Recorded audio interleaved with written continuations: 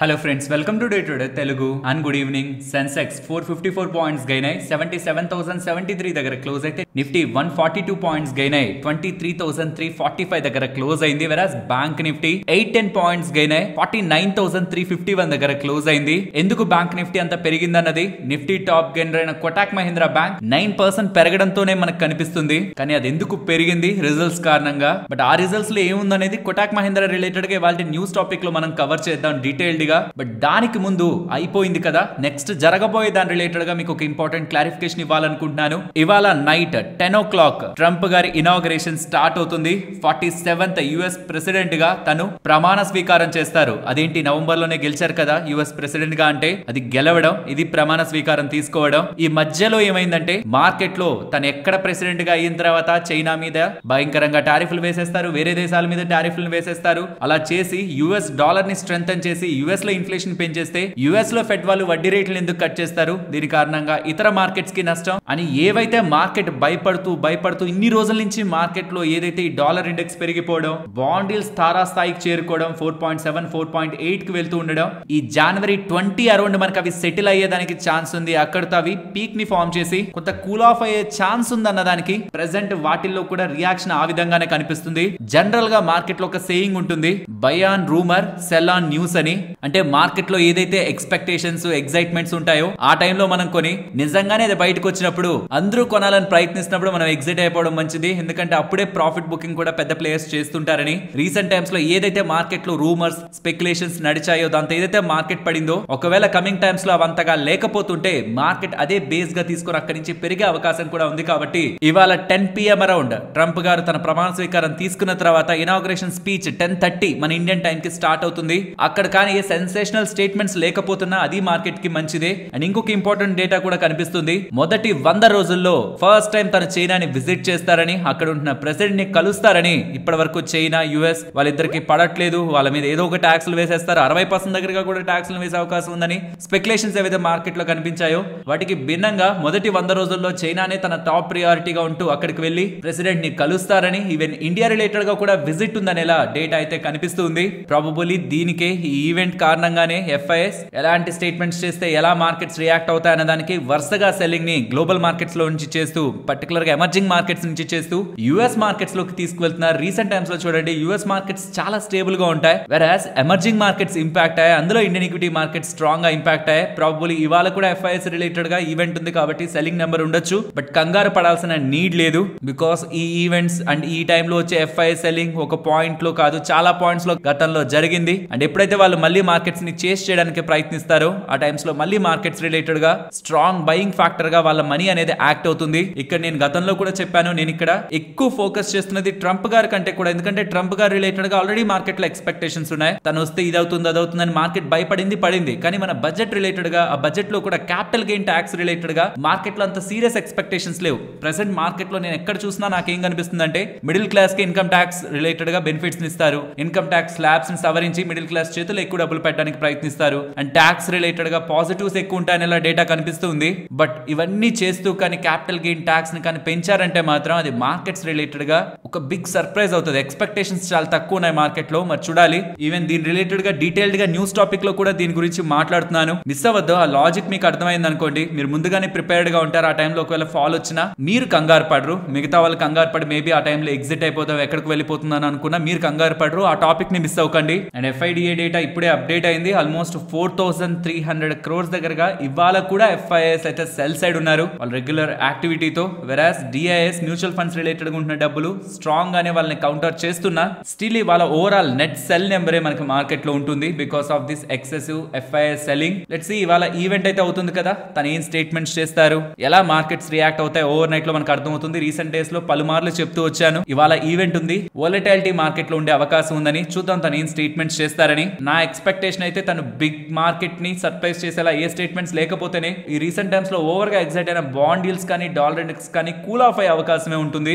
And IMF వాళ్ళు కూడా global గా ఉన్న చాలా కంట్రీస్ ఇంక్లూడింగ్ యుఎస్ కానీ ఇండియా కానీ వీటి రిలేటెడ్ గా వాళ్ళ వ్యూస్ అయితే షేర్ చేశారు. యుఎస్ రిలేటెడ్ గా స్ట్రాంగ్ ఫోర్కాస్ట్ ని వాళ్ళు ఇస్తున్నారు. And coming to market, recent times లో పర్టికులర్ గా జనవరి 16th మార్కెట్ ఏ అయితే ఫామ్ చేసిందో ఒకసారి ఒక లైన్ డ్రా చేస్తాను చూడండి. ఎగ్జాక్ట్లీ అదే ఇవాల్టి హై అనమాట. సో రీసెంట్ హైనే రెసిస్టెన్స్ గా తీసుకొని నిఫ్టీ ఆగిపోయింది. కానీ కానీ bank Nifty because of Kotak Mahindra bank strong గా ఇవాళ అప్ సైడ్ కి అయితే మూవ్ అయింది. ఎలాగో ఇవాళ మార్కెట్ రిలేటెడ్ గా ఉన్న one of the major event complete అవుతుంది కాబట్టి రేపటి ప్రైస్ యాక్షన్ క్లోజింగ్ తో ప్రాబబుల్లీ రీసెంట్ టైమ్స్ లో ఉంటున్న ప్రతి లెవెల్ కూడా ఆఫ్టర్ ఫాల్ తర్వాత కన్సల్టేషన్ లో ఉంటున్న హైస్ కూడా బ్రేక్ అయ్యే అవకాశం ఉంది. లేదు తన దగ్గర నుంచి వచ్చిన స్టేట్మెంట్స్ మార్కెట్ లో ఇంకా ఎఫ్ఐఎస్ సెల్లింగ్ ని పెంచగలుగుతుంటే అగైన్ డౌన్ సైడ్ కి వెళ్లి రేపు క్లోజ్ అయ్యే అవకాశం ఉంది. కాబట్టి రేపటి క్లోజింగ్ మనకు మార్కెట్ ప్రైస్ యాక్షన్ పరంగా షార్ట్ టర్మ్ డైరెక్షన్ అయితే డిసైడ్ చేస్తుంది. But main event February 1st ఉందన్న విషయం గుర్తుంచుకోవాలి. మన బడ్జెట్ అండ్ దీని రిలేటెడ్ గా మిగతా డీటెయిల్డ్ ఇన్ఫర్మేషన్ ఇప్పుడు నెక్స్ట్ టాపిక్ లో మీకు స్టార్ట్ అవుతుంది. ఫ్రెండ్స్ ఇలా మార్కెట్ లో ఉంటున్న ఇంపార్టెంట్ ఇన్ఫర్మేషన్ మొత్తం కూడా ఇలా గ్యాదర్ చేసి మీ ముందు ఇలా సింప్లిఫై చేస్తూ వీడియో తీసుకురావడానికి మేము టీం పెట్టిన ఎఫర్ట్స్ మీకు వాల్యుబుల్ గా అనిపించుంటే మాత్రం తప్పకుండా మన వీడియోని లైక్ చేస్తూ పెడుతున్న ఎఫర్ట్స్ ని ఎంకరేజ్ చేయండి. ఫ్రెండ్స్ అంబానీ గారికి సంబంధించిన జియో ఫైనాన్షియల్స్ కి పోటీగా ఎయిర్టెల్ వాళ్ళు అండ్ బజాజ్ వాళ్ళు ఒక్కటవుతున్నట్లయితే కనిపిస్తుంది. Bharti Airtel and Bajaj finance వీళ్ళిద్దరూ కూడా కలిసి ఇండియాకి సంబంధించిన largest digital platform for financial services ని మార్కెట్ లోకి తీసుకురావాలనే ఆలోచనతో ముందుకు వెళ్తున్నట్లుగా వీళ్ళిద్దరి పార్ట్నర్షిప్ ద్వారా మనకైతే అర్థమవుతుంది. సో జియో వాళ్ళకి ఏ అడ్వాంటేజ్ ఉంది అనుకుందాం. జియో ఫైనాన్షియల్ సర్వీసెస్ రిలేటెడ్ గా జియో వాళ్ళకు ఉన్న స్పెషల్ అడ్వాంటేజ్ ఏంటి? జియో సబ్స్క్రైబర్స్. జియో ఫైనాన్షియల్స్ ఏ ప్రొడక్ట్ తీసుకురావాలనుకున్నా ఫైనాన్షియల్స్ పరంగా లైక్ ఏదైనా లోన్ తీసుకురావాలనుకుంటున్నా, డిమాట్ అనుకుంటున్నా, మ్యూచువల్ ఫండ్స్ అనుకుంటున్నారు, ఇంకే ఇతర కేటగిరీలో వాళ్ళు మూవ్ అవుతున్నా Jio as a subscriber base వాళ్ళ దగ్గర ఉంది కాబట్టి అందరికీ కూడా వాళ్ళు దాన్ని క్రాస్ సెల్ చేసుకోగలరు. అది మెయిన్ మోట్ అనుకున్నావా? ఇప్పుడు బజాజ్ వాళ్ళు ఎయిర్టెల్ వాళ్ళతో టైఅప్ అయ్యి ఎయిర్టెల్ వాళ్ళకి సంబంధించిన 370 మిలియన్ కస్టమర్స్ అంటే నియర్లీ 37 crore కస్టమర్స్ కి బజాజ్ ఫైనాన్స్ వాళ్ళకి సంబంధించిన ఫైనాన్షియల్ ప్రొడక్ట్స్ ని ఎయిర్టెల్ వాళ్ళు ఆఫర్ చేస్తారనేలా అప్డేట్స్ కనిపిస్తుండడం. ఇది నథింగ్ బట్ జియో ఫైనాన్స్ ఏదైతే చేయాలనుకుంటుందో అదే ఎయిర్టెల్ అండ్ బజాజ్ ఫైనాన్స్ కలిపి చేశారంటే సేమ్ ఇంపాక్ట్ వాళ్ళు తీసుకురాగలన్న ఆలోచనతో ఎయిర్టెల్ అండ్ బజాజ్ ఫైనాన్స్ కలుస్తున్నట్లయితే అర్థమవుతుంది. ఆల్మోస్ట్ బజాజ్ ఫైనాన్స్ వాళ్ళకి సంబంధించి 27 ప్రొడక్ట్స్ దగ్గరగా ఉన్నాయి. బట్ అన్నింటినీ కూడా ఎయిర్టెల్ వాళ్ళతో కలిసి 37 crore ఎయిర్టెల్ కస్టమర్స్ కి వాళ్ళు అందిస్తారనేలా ఈ పార్ట్నర్షిప్ ద్వారా ఇద్దరికి లాభం ఉంటుందనేలా ఎయిర్టెల్ అండ్ బజాజ్ ఫైనాన్స్ వాళ్ళకి లాభం ఉంటుందనేలా డేటా కనిపిస్తుంది. సో ఈ డిజిటల్ ఫైనాన్షియల్ సర్వీసెస్ సెక్టర్ అయితే కొంత హీట్ ఎక్కబోతుంది ఇండియాలో. చూడాలి ఈ ఇంటెన్స్ కాంపిటీషన్ లో కస్టమర్ ఏమైనా తక్కువ వడ్డీ రేట్లకి ఏమైనా ఫైనాన్షియల్ ప్రొడక్ట్స్ ని పొందగలరా అని. ఎందుకు ఇలా అంటున్నానంటే బజాజ్ ఫైనాన్స్ వాళ్ళకి సంబంధించి చాలా ప్రొడక్ట్స్ ఉన్నాయి కదా, like gold loans, business loans, Insta EMI cards and personal loans. వీటన్నిటిని కూడా వీళ్ళు ఏం చేస్తారని చెప్తున్నారంటే ఎయిర్టెల్ థ్యాంక్స్ యాప్ ఉంటుంది కదా దాంట్లో లిస్ట్ చేస్తారంటున్నారు. ఆల్రెడీ 2 ప్రొడక్ట్స్ లైవ్ లో ఉన్నాయట. ఇక స్లోగా 4 ప్రొడక్ట్స్ కి ఎక్స్పాండ్ చేయడం బై మార్చ్ 2025. స్లోగా ఇవి ఆఫరింగ్స్ ని పెంచుతారట. టోటల్ 10 ఫైనాన్షియల్ ప్రొడక్ట్స్ ని ఇయర్ లోనే తీసుకొస్తారంటున్నారు. ఇప్పుడు జియో ఫైనాన్షియల్ సర్వీసెస్ కూడా అలాంటి స్పేస్ లోకే కదా వాళ్ళు కూడా ప్లాన్ చేస్తున్నారు డిజిటల్ గా ఫైనాన్షియల్ ప్రొడక్ట్స్ ని ఆఫర్ చేయడానికి. మరి వీళ్ళిద్దరు కూడా టఫ్ కాంపిటీషన్ ఉంటే ఏమైనా తక్కువ వడ్డీ రేట్ ఇప్పుడు ఉన్న దానికంటే ఇంకొంత తక్కువ వడ్డీ రేట్ కి ఏమైనా ఆఫరింగ్స్ ఇస్తారా to grab more market share అనేది చూడాలి. ఇంకా జియో ఫైనాన్స్ వాళ్ళు ఫుల్ ఫ్లెడ్జ్డ్ గా వాళ్ళ ఆపరేషన్ స్టార్ట్ చేయకముందే బజాజ్ ఫైనాన్స్ వాళ్ళ ప్రొడక్ట్స్ ని ఎయిర్టెల్ వాళ్ళు వాళ్ళ ఎయిర్టెల్ థ్యాంక్స్ యాప్ లో లిస్ట్ చేస్తూ ఓ బిగ్ డెసిషన్ అయితే తీసుకుంటున్నట్లు కనిపిస్తుంది. ఫ్రెండ్స్ ఈ వీకెండ్ లో మీరు సోషల్ మీడియాలో ఉంటే ఎక్కువగా మీరు చూసిన ఇమేజ్ ఇదే అయి ఉంటుంది. పర్టికులర్ గా అందులో మధ్యలో ఉంటున్న పార్ట్ ఉందా మీకోసం ఇంకొంత జూమ్ చేస్తున్నాను. ఈసారి బడ్జెట్ లో న్యూ డైరెక్ట్ ట్యాక్స్ లా ని తీసుకురాబోతున్నారని. ఎగ్జిస్టింగ్ గా మన ఇన్కమ్ ట్యాక్స్ స్ట్రక్చర్ ఎలా ఉంటది అంటే ఇండియన్ ఇన్కమ్ ట్యాక్స్ స్ట్రక్చర్ కొంత కాంప్లెక్స్ గా ఉంటది. అంటే ప్రెసెంట్ మోడీ గారు గవర్నమెంట్ కి దీనికి లింక్ లేదు. ఫస్ట్ నుంచి కూడా మన ఇన్కమ్ ట్యాక్స్ స్ట్రక్చర్ కొంత కాంప్లెక్స్ గానే ఉంటది. చాలా ప్రావిజన్స్ ఉంటాయి అండ్ పర్టికులర్ గా ఒక థింగ్ రిలేటెడ్ గా డిఫైన్డ్ గా మనకు ఉండదు అనమాట. కొన్ని ఏంటంటే అది మీరు ఏం చేసినా రాంగ్ అని ప్రూవ్ చేయడానికి అవతల వ్యక్తికి ఆస్కారం ఉంటున్నట్టు అండ్ చాలా లిటిగేషన్స్ కూడా కోర్టుల వరకు వెళ్తూ ఉంటాయి. అంటే సింపుల్ గా అక్కడ క్లారిటీ లేకపోవడం వల్ల. సో వీటన్నిటిని కూడా క్లియర్ చేస్తూ ఒక కొత్త డైరెక్ట్ ట్యాక్స్ లా తీసుకురాబోతున్నారని లిటిగేషన్స్ ని, ఇష్యూస్ ని, వీటన్నిటిని కూడా ఈ న్యూ డైరెక్ట్ ట్యాక్స్ లాలో వీళ్ళు అడ్రస్ చేస్తారని ఒక కొత్త ప్రాతిపదికన గతంలో ఉంటున్న ఇన్కమ్ ట్యాక్స్ యాక్ట్ 1961 ని ఒక కొత్త పద్ధతితో మార్చాలనుకుంటున్నారని ఎలా అప్డేట్స్ అయితే కనిపిస్తున్నాయి. దీని రిలేటెడ్ గా గతంలోనే కొన్నిసార్లు ప్రయత్నించారు బట్ అది వర్క్ అవ్వలేదు. బట్ ఈసారి దాన్ని ఆచరణలోకి తీసుకొస్తారనే డేటా కనిపిస్తుంది. నేను చెప్పాను కదా రీసెంట్ టైమ్స్ లో చాలా ఎక్స్పెక్టేషన్స్ ట్యాక్స్ రిలేటెడ్ గా ఈ బడ్జెట్ మీద అయితే పడుతున్నాయి. మిడిల్ క్లాస్ రిలేటెడ్ గా ఆల్మోస్ట్ ఎక్కువ ఎక్స్పెక్టేషన్స్ ఇక్కడే ఉంటున్నాయి. ఈ స్లాబ్స్ ని మారుస్తారు సో దట్ ఎక్కువ ఇన్కమ్ సంపాదించే వాళ్ళ దగ్గర కూడా తక్కువ ట్యాక్స్ ని కలెక్ట్ చేసి తద్వారా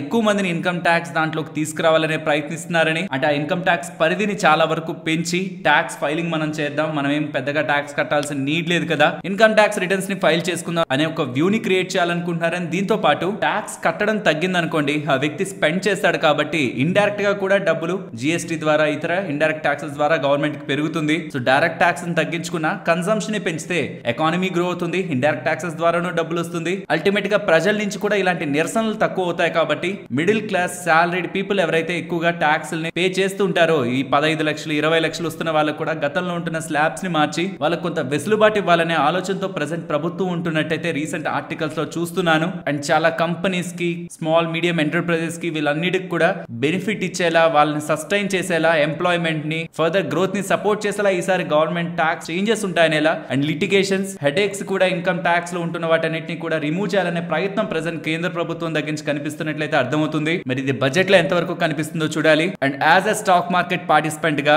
మనందరం ఇంకొక ఇంపార్టెంట్ ఆస్పెక్ట్ ని కూడా అర్థం చేసుకోవాలి. గత బడ్జెట్ లో మనకి long term capital gain, short term capital gain related గా ట్యాక్స్ ని పెంచారు. అండ్ దాని తర్వాత కూడా ఎస్ఐపిస్ ఎక్కడ ఆగలేదు. అండ్ స్టాక్ మార్కెట్ రిలేటెడ్ గా ఇంపాక్ట్ ఏం నెగిటివ్ గా కనిపించలేదు. మనకి ఎఫ్ఎన్ఓ రిలేటెడ్ గా రూల్స్ మార్చినప్పుడు క్లియర్ గా ఇంపాక్ట్ మనకి ఎఫ్ఎన్ఓ డెరివేటివ్స్ టర్న్ ఓవర్ మీద పడిపోయింది రీసెంట్ రూల్స్ తో. కానీ long term capital gain, short term capital gain పెంచినా సరే ఇంపాక్ట్ ఏం మనకు క్లియర్ గా పడలేదు. కాబట్టి ఇదొక రీజన్. ఫర్దర్ గా కూడా long term and short term capital gains పెంచే అవకాశం ఉందని చెప్పడానికి రెండవది, బ్యాంక్స్ రిలేటెడ్ గా డబ్బులు కూడా ఈక్విటీలోకి మూవ్ అవుతున్నాయి. అండ్ బ్యాంకింగ్ సిస్టమ్ రిలేటెడ్ గా కూడా లిక్విడిటీ పరంగా డిపాజిట్స్ కంటే అడ్వాన్స్ లో ఓవర్ గా గ్రో అయిపోతూ డిపాజిట్స్ డౌన్ అవుతున్నాయి. కాబట్టి బ్యాంకింగ్ సిస్టమ్ ని సపోర్ట్ చేయడానికి కూడా ఈక్విటీస్ పరంగా ఉంటున్న ఈ ఓవర్ ఫ్లో ని ట్యాక్స్ రూపంతో రిస్ట్రిక్ట్ చేసే ప్రయత్నం కూడా చేయొచ్చు. దీనికోసమైనా long term and short term capital gains ని పెంచే అవకాశం ఉంది. ఇక్కడ నేను మొన్న కామెంట్స్ లో చూస్తున్నాను, మరి బ్యాంక్ రిలేటెడ్ గా చేస్తున్న డిపాజిట్స్ పై వడ్డీల మినహాయింపు ఇస్తే, మీకు వడ్డీ మీద మీరు ట్యాక్స్ కట్టాల్సిన అవసరం లేదనే మినహాయింపు ఇస్తే,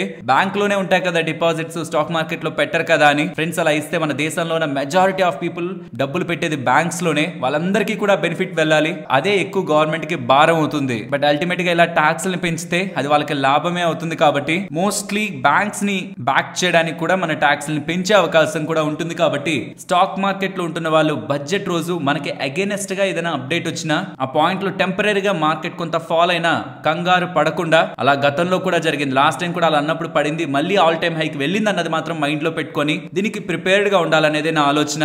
గవర్నమెంట్స్ ని మనం పాజిటివ్ నెగిటివ్ అనుకోవడంలో ఏ ఉపయోగం ఉండదు. దాని ద్వారా మన ఇన్కమ్స్ ఏం పెరిగిపో, ఏదో మనకున్న పర్సనల్ ఒపీనియన్స్ ని సాటిస్ఫై చేసుకోవడానికి ఒకరిని గ్రేట్ ఒకరిని వీక్ అనడం కాదు మనం చేయాల్సింది. యాజ్ ఎన్ ఇండియన్ మన ఇండియా ఎలా గ్రో అవుతుందని చూసారంటే, ప్రపంచ ఎకానమీస్ అన్నిటి రిలేటెడ్ గా ఇచ్చిన జిడిపి ప్రొజెక్షన్స్ చూడండి 2025 ఇండియాది చూడండి. ఈవెన్ ఐఎంఎఫ్ వాళ్ళు కూడా, ఇంటర్నేషనల్ మానిటరీ ఫండ్ వాళ్ళు కూడా ఇండియన్ గ్రోత్ ప్రొజెక్షన్స్ ని స్టాండర్డ్ గా స్టేబుల్ గా గ్లోబల్ మార్కెట్స్ కంటే హైయర్ గా ఇస్తూ రీసెంట్ గా వీక్ అయింది అది ఇండస్ట్రియల్ కారణంగా. బట్ అప్ కమింగ్ టైమ్స్ లో ఇండియా ఒక పర్ఫార్మెన్స్ అలానే ఉంటుందని వాళ్ళ ప్రొజెక్షన్స్ ని FY26 అండ్ 27 రిలేటెడ్ గా కూడా స్టేబుల్ గా మెయింటైన్ చేయడం. మన India growth story still intact గా ఉంది. ఆ ట్యాక్స్ ని అలా ఇలా మారుస్తుంటే మార్కెట్ లో వచ్చే ఫాల్ మాత్రం 1-2 డేస్ లో పానిక్ ని క్రియేట్ చేస్తుంటే మాత్రం ఆ రోజు మీరు కంగారు పడకూడదని ముందుగా ఎన్నిసార్లు రీసెంట్ టైమ్స్ లో చెప్పాను అండ్ మళ్ళీ చెప్తున్నాను. ఒకవేళ జరగకపోతే మాత్రం అది బిగ్ పాజిటివ్ నా దృష్టిలో, కానీ జరిగితే మాత్రం కంగారు పడకండి. ఇదే పాయింట్ లో మీ ఒపీనియన్ కూడా తీసుకుందాం కామెంట్ సెక్షన్ లో. మీరేమనుకుంటున్నారనేది కూడా February 1st రోజు మనకు ఒక వాలిడేషన్ లా ఉంటుంది. మీరు చెప్పండి, బడ్జెట్ రోజు మన క్యాపిటల్ గెయిన్స్ ని, short term capital gain, long term capital gains ని నిర్మలా సీతారామన్ గారు పెంచుతారనుకుంటున్నారా, తగ్గించలేదు షూర్, బట్ పెంచుతారనుకుంటున్నారా, అలా వదిలేస్తారనుకుంటున్నారా? మీ ఒపీనియన్ ని మాత్రం తప్పకుండా కామెంట్ సెక్షన్ లో చెప్పండి. బడ్జెట్ రోజు చూద్దాం అక్కడ జరిగిన చేంజ్ ఏంటి, కింద మన వాళ్ళు ఏమేమి అనుకున్నారు, దానికి తగ్గట్టే ఉన్నాయా లేదా అని. దాంతో పాటు మిడిల్ క్లాస్ వాళ్ళ రిలేటెడ్ గా ఇన్కమ్ ట్యాక్స్ స్లాబ్స్ ని మార్చి వాళ్ళ చేతుల్లో ఎక్కువ ఇన్కమ్ పెట్టాలనుకుంటున్నారు కేంద్ర ప్రభుత్వం వాళ్ళని. ఈ రీసెంట్ టైమ్స్ లో మీరు చూస్తున్న అన్ని వార్తల మీద కూడా మీ ఒపీనియన్ ని కూడా చెప్పండి. ఆ రోజు ఏం జరుగుతుంది అనే దానికి కూడా మీరు ఈ రోజు చెప్తున్నది రిఫరెన్స్ గా ఉంటుంది. వీలైతే కామెంట్ చేయండి. ఫ్రెండ్స్, ఇలా న్యూస్ అప్డేట్స్ ని అనాలిసిస్ చేస్తూ మీ ముందుకి కంటెంట్ తీసుకురావడానికి మేం పెడుతున్న ఎఫర్ట్స్ మీకు వాల్యుబుల్ గా అనిపిస్తూ ఉంటే మన వీడియోని తప్పకుండా లైక్ చేయండి. రీసెంట్ టైమ్స్ లో కళ్యాణ్ జ్యువెలర్స్ స్టాక్ బాగా పడింది కదా, ఇవాళ పెరిగిందిలేండి. బట్ ఈ రీసెంట్ టైమ్స్ లో కళ్యాణ్ జ్యువెలర్స్ స్టాక్ బాగా పడి ఉండడం, అదే పాయింట్ లో ఎవరు దీంట్లో ఎక్కువ ఇన్వెస్ట్మెంట్ చేస్తున్నారు మ్యూచువల్ ఫండ్స్ అని చూస్తే చాలా మ్యూచువల్ ఫండ్స్ ఇన్వెస్ట్మెంట్ చేస్తున్నాయి. ఎంతెంత ఎక్స్పోజర్ ఉందనేది మీరు గమనించవచ్చు. But out of all Motilal Oswal వాళ్ళు మాత్రమే భారీ ఎక్స్పోజర్ ఇచ్చారు. 5,000 కోట్ల దగ్గర ఎక్స్పోజర్, పర్సెంటేజ్ ఆఫ్ AUM కూడా 6% దగ్గరగా ఆ కంపెనీకి ఇస్తూ ఉండడం. అండ్ ఈ జనవరి 2025 లోనే కళ్యాణ్ జ్యువెలర్స్ రిలేటెడ్ గా బై రేటింగ్ ఇస్తూ టార్గెట్ ఇలా అనేలా ఒక రిపోర్ట్ ని కూడా రిలీజ్ చేస్తూ ఉండడం. మోతీలాల్ ఓస్వాల్ రిలేటెడ్ గా వేరియస్ రూమర్స్ రీసెంట్ టైమ్స్ లో మార్కెట్ లో వచ్చాయి. వీళ్ళు లంచం తీసుకున్నారని అండ్ ఇలా చేసినందుకు ఫండ్ మేనేజర్స్ ని డిస్మిస్ చేశారని ఇలా వేరియస్ స్పెక్యులేషన్స్ మార్కెట్ లోకి వచ్చాయి. ఈ స్పెక్యులేషన్స్ అన్నిటిని కూడా క్లియర్ చేస్తూ రామ్దేవ్ అగర్వాల్ గారు, chairman and co founder of Motilal Oswal, ఒక క్లియర్ స్టేట్మెంట్ అయితే ఇచ్చారు. మేము ఎన్నో సంవత్సరాలు ఎథికల్ గా బిజినెస్ చేసి ఇంత దూరం తీసుకొచ్చాం. సో ఏవైతే మా మీద రూమర్స్ వస్తున్నాయి అవన్నీ అవాస్తవాలని, మావన్నీ కూడా స్ట్రాంగ్ ఎథిక్స్ ఉంటున్న బిజినెస్ లని, మోతీలాల్ ఓస్వాల్ అలాంటి పని ఎప్పుడు చేయదనేలా ఒక డీటెయిల్డ్ నోట్ అయితే రిలీజ్ చేశారు. So as a asset management company ఇలాంటి క్లారిఫికేషన్స్ ఇన్వెస్టర్స్ రిలేటెడ్ గా చాలా ఇంపార్టెంట్. బికాస్ ఎవరైతే ఇన్వెస్ట్ చేస్తుంటారో ఆ పర్టికులర్ మ్యూచువల్ ఫండ్స్ మార్కెట్ లో వచ్చే రూమర్స్ కి భయపడి వాళ్ళ ఇన్వెస్ట్మెంట్స్ ని అమ్మేసే అవకాశం ఉంటుంది. కాబట్టి clarification mostly Motilal Oswal mutual funds లో ఇన్వెస్ట్మెంట్ చేసిన వాళ్ళకి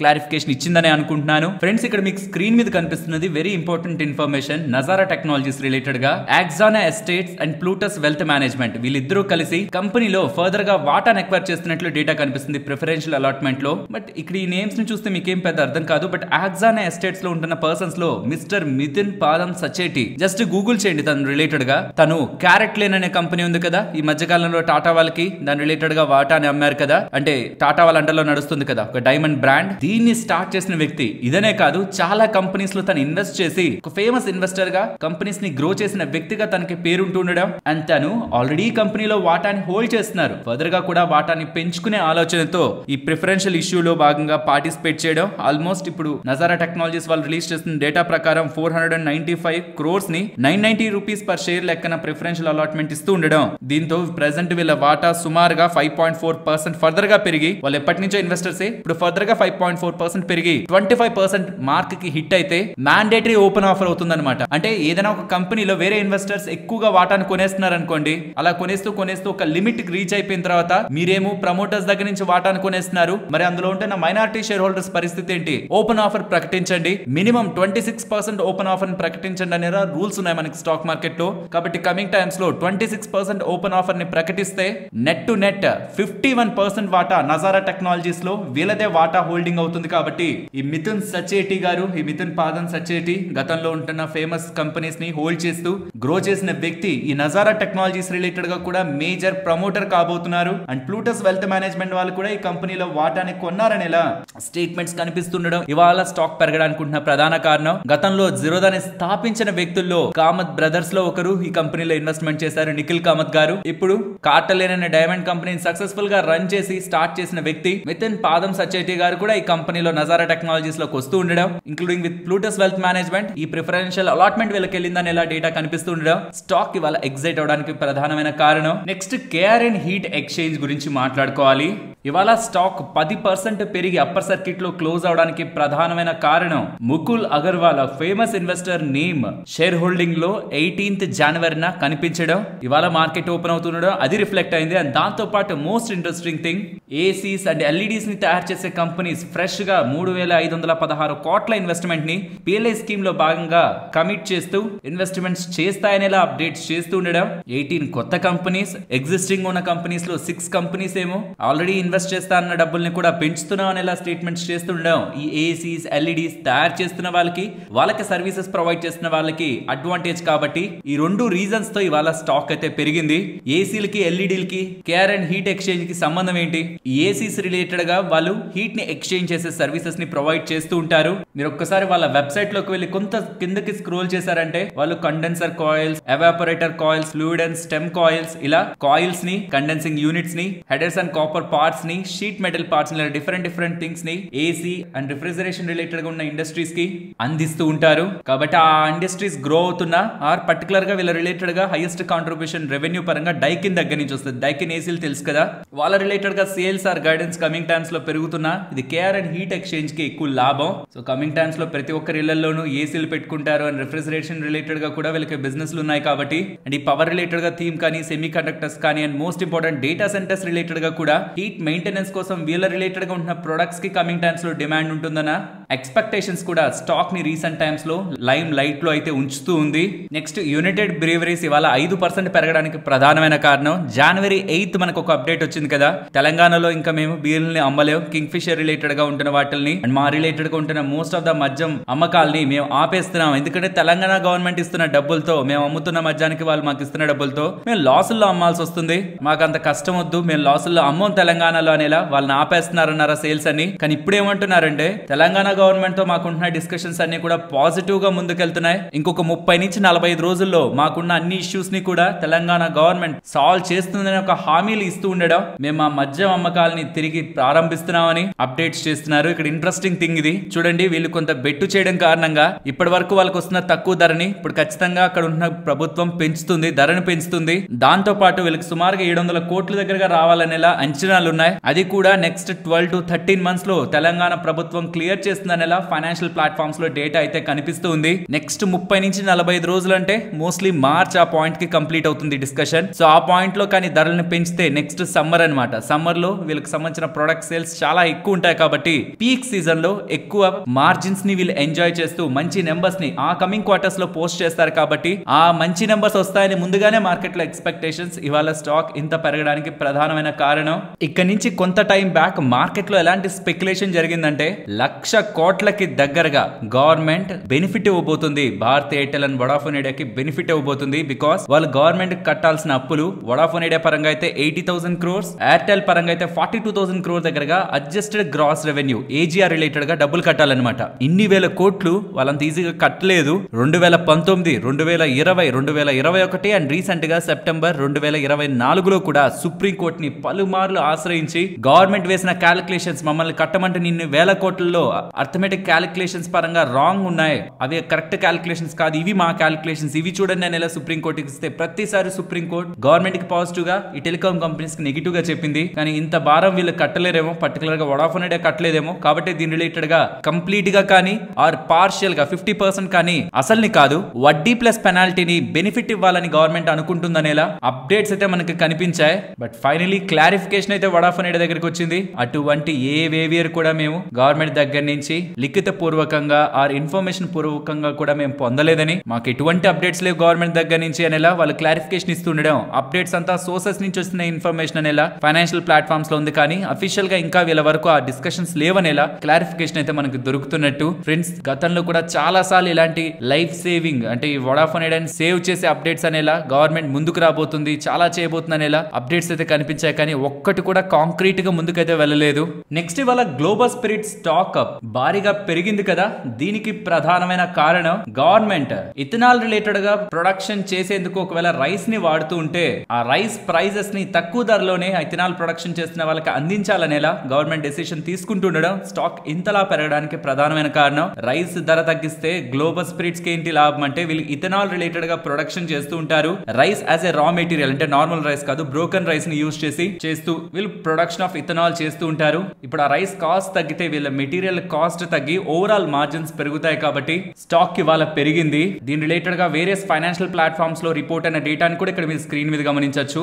ఆల్మోస్ట్ 550 రూపీస్ పర్ క్వింటాల్ దగ్గరగా తగ్గించారు. ఇప్పుడు 2250 చేశారు. అండ్ ఇక్కడ నుంచి కొంత టైం బ్యాక్ ఉంటున్న సర్కులర్ ని కూడా మీ ముందు ఉంచుతున్నాను. ఇక్కడ నుంచి కొంత టైం బ్యాక్ 2800 ఉండేది పర్ క్వింటాల్, ఇప్పుడు 2250 ఇస్తారంటుండడం. ఇలా తగ్గిన ధరతో వాళ్ళ మార్జిన్స్ పెరుగుతాయి కాబట్టి స్టాక్ ఇవాళ ఇంతలా పెరిగింది. అండ్ దీంతో పాటు ఇవాళ చాలా షుగర్ స్టాక్స్ కూడా పెరిగాయి కదా. దీనికి ప్రధానమైన కారణం గవర్నమెంట్ ఇక్కడ నుంచి 10 lakh మెట్రిక్ టన్ దగ్గరగా షుగర్ ఎక్స్పోర్ట్స్ రిలేటెడ్ గా పర్మిషన్ అయితే ఈ షుగర్ కంపెనీస్ కి అయితే ఇచ్చింది. గతంలో ఉంటున్న దానికంటే ఇప్పుడు ఈ లిమిట్ ని పెంచి 10 lakh మెట్రిక్ టన్స్ కి తీసుకువెళ్తూ ఉండడం ఇవాళ షుగర్ స్టాక్స్ కూడా పెరిగాయి. నెక్స్ట్ ఇవాళ లక్ష్మి డెంటల్ ఐపీఓ మార్కెట్ లో లిస్ట్ అయింది విత్ 27% గెయిన్స్. క్లోజింగ్ పాయింట్ కూడా సుమారుగా అక్కడక్కడే 30 దగ్గరగా కూడా వెళ్లి 28, 29 దగ్గరగా గెయిన్స్ తో ఇవాళ ఐపీఓ ఎండ్ అయింది.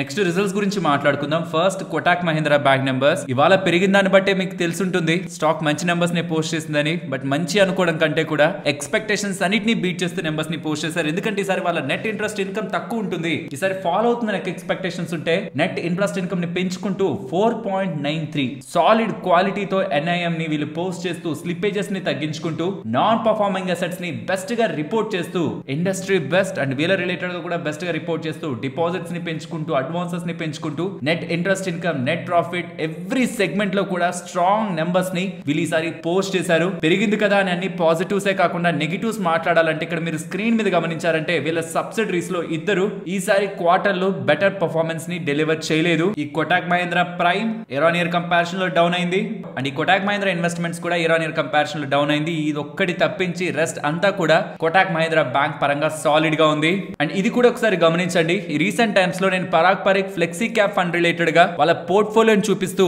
బ్యాంకింగ్ స్పేస్ లో నెంబర్ 1 ప్లేస్ ని కోటాక్ మహీంద్రా బ్యాంక్ ఇచ్చారు. కంటిన్యూస్ గా వాళ్ళు ఈ స్పేస్ లో దీన్ని యాడ్ చేసుకుంటున్నారన్న డేటా అని చెప్తున్నప్పుడు నాట్ ఓన్లీ పరాగ్ పరీక్ చాలా మ్యూచువల్ ఫండ్స్ కూడా ఈ కోటాక్ మహీంద్రా బ్యాంక్ ని తన వర్స్ట్ ఫేస్ లో హోల్డ్ చేశాయన్నమాట. అలా ఏయుఎం పరంగా ఏ మ్యూచువల్ ఫండ్ ఎంతంత పెద్ద మొత్తంలో ఈ కంపెనీలో ఇన్వెస్ట్మెంట్ చేసింది సో దట్ ఇవాళ ఇంత పెరిగేసరికి ఏ మ్యూచువల్ ఫండ్స్ కి మంచి లాభాలు దీని కారణంగా వచ్చాయన్నది స్క్రీన్ మీద గమనించవచ్చు. కొన్ని మ్యూచువల్ ఫండ్స్ గ్రోత్ స్టాక్స్ ని చేస్ చేస్తాయి, కొన్ని వాల్యూగా అది పడుతున్నా సరే దీంట్లో వాల్యూ ఉంది అనుకుంటే దాంట్లో ఎక్కువ అలోకేషన్ ఇస్తూ వస్తాయి. అవి ఏ ఫండ్స్ అన్నది different categories of funds Kotak Mahindra bank లో రీసెంట్ టైమ్స్ లో ఎక్కువ హోల్డింగ్ ఉంచుకున్న ఫండ్స్ ని కూడా మీకు స్క్రీన్ ముందు ఉంచుతున్నాను. సరే జొమాటో స్టాక్ ఇంతలా పడింది, 8% పడింది, ఏదో నెగిటివ్ ఉంటుందని మీరు ఆల్రెడీ అనుకుని ఉంటారు. కానీ స్టెప్ బై స్టెప్ మాట్లాడుకుందాం. ఫస్ట్ ఓవరాల్ నెంబర్స్ ని మీరు గమనించారంటే రెవెన్యూ 64% పెరిగింది.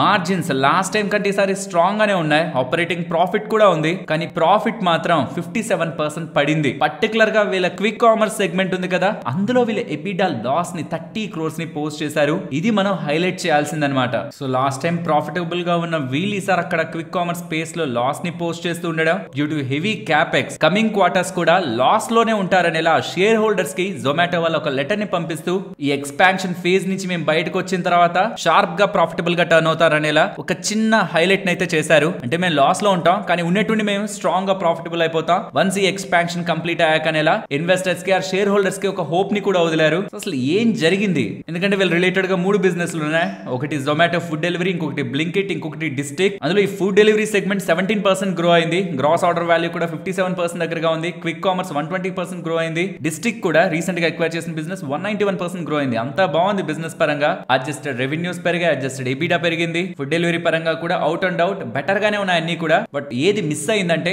ఇయర్ ఆన్ ఇయర్ కాకుండా క్వార్టర్ ఆన్ క్వార్టర్ బేస్ చూస్తారంటే ఫుడ్ డెలివరీ సెగ్మెంట్ కేవలం 2% గ్రో అవడం మార్కెట్ కి అంత నచ్చలేదు. బికాస్ ఇది ఒక హై గ్రోత్ సెగ్మెంట్ కదా, అలాంటిది క్వార్టర్ ఆన్ క్వార్టర్ లో 2% గ్రో అవుతూ ఉండడం ఇదేంటిది? ఇది ఒక హెవీ ఫాస్ట్ మూవింగ్ సెగ్మెంట్ కదా. 20% 25% CAGR తో ఫుడ్ డెలివరీ బిజినెస్ గ్రో అవుతుంది ఇయర్ ఆన్ ఇయర్ లోనే లేండి. బట్ అలా చూసిన క్వార్టర్ ఆన్ క్వార్టర్ లో కూడా సాలిడ్ గా వీళ్ళు గ్రో అయ్యేవాళ్ళు. బట్ ఈసారి 2% ఉంటుండడం, ఏమైనా హెల్దీ ఆప్షన్స్ కి మారి ఆన్లైన్ లో ఆర్డర్ చేసుకునే వాళ్ళ సంఖ్య తగ్గిందని ఒక క్వశ్చన్ మార్క్స్ వస్తున్నాయి. ఒకవేళ మీరు ఈ మధ్య కాలంలో ఈ జొమాటో స్విగ్గీ యాప్స్ ని ఎక్కువగా నెగ్లెక్ట్ చేస్తున్నారా, లేదు వీటి వినియోగం అలానే ఉందా? ఒకవేళ మీరు రెగ్యులర్ గా వాడే వాళ్ళైతే కామెంట్ సెక్షన్ లో చెప్పండి. ఇక్కడైతే క్వార్టర్ ఆన్ క్వార్టర్ బేసిస్ లో అంత స్ట్రాంగ్ గ్రోత్ అయితే లేదు. ఇదొకటి. రెండవది ఇందాక అనుకుందే క్విక్ కామర్స్ సెగ్మెంట్ రిలేటెడ్ గా వీక్ నెంబర్స్. ఇన్ఫాక్ట్ లాస్ ని వీళ్ళు పోస్ట్ చేస్తూ ఎబిడా లాస్ ఆపరేటింగ్ సైడ్ 103 crore దగ్గరగా లాస్ ని పోస్ట్ చేశారు. బట్ స్ట్రాంగ్ కామెంటరీ అన్నమాట. డిసెంబర్ 2026 లోపు ఏవైతే డార్క్ స్టోర్స్ ఉండాలో అవి డిసెంబర్ 2025 లోపు అయితే చేస్తారని, స్ట్రాంగ్ గా ఈ క్విక్ కామర్స్ సెగ్మెంట్ రిలేటెడ్ గా వాళ్ళు ఇన్వెస్ట్మెంట్స్ చేసి దాన్ని స్కేల్ చేయాలని ప్రయత్నిస్తారని, వన్స్ ఇదంతా అయ్యాక తర్వాత వాళ్ళు ప్రాఫిటబుల్ అవుతారని అలా కామెంట్స్ చేస్తూ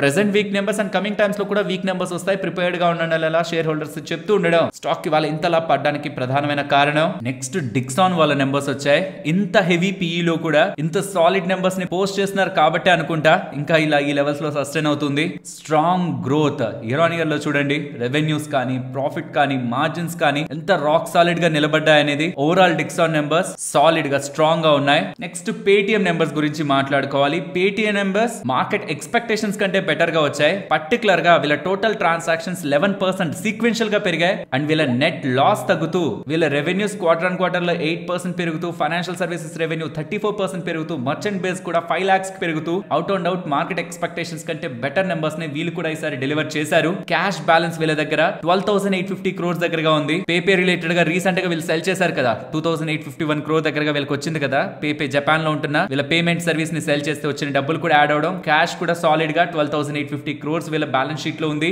ఓవరాల్ పేటిఎం నెంబర్స్ కూడా బాగున్నాయి. అండ్ ఏపీఎల్ అపోలో ట్యూబ్స్ వాళ్ళు కూడా quarter on quarter and year on year basis లో ఇదే స్పేస్ లో ఉంటున్న ఇతరుల కంటే మంచి నెంబర్స్ ని పోస్ట్ చేశారు.